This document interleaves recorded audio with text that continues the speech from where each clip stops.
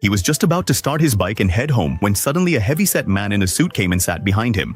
Before he could say anything, the man said, "Let's go, I'm getting late." The poor guy couldn't ask anything. He just started the bike and drove off. When they reached the given address, the man got off and asked, "How much do I owe you?" That's when he realized that the man had mistaken him for a taxi driver. This had never happened to him before in his life. He didn't know what fare to quote, so he just said, "Give me whatever you think is right." And that's where fate began to play its game. As soon as he got his first earnings, he thought, why not go somewhere else and earn some more money? But after a short while, a big burly man came over and scolded him, saying, "If you want customers, get in line.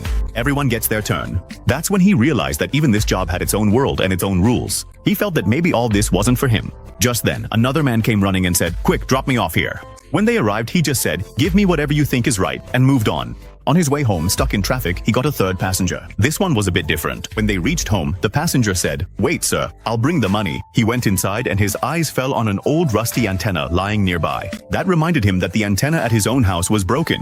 The kids hadn't been able to watch TV for several days. He chatted a bit and took the antenna. Meanwhile, the passenger came out and handed him a thick wad of cash from his pocket. It was as much money as he earned in a whole month. He wanted to return it, but the man was already gone. He thought for a while, then put the money in his pocket. Today felt like a good day. He earned some money and got the antenna too. On the way back for the first time, he dared to buy a whole kilo of fruit from the fruit seller. On the way, the bag tore and all the fruit scattered on the road, but he didn't even feel bad about it. When he got home, he set up the antenna and turned on the TV, and seeing the children's smiles made him forget all his fatigue. Just then, he suddenly heard the children's voices.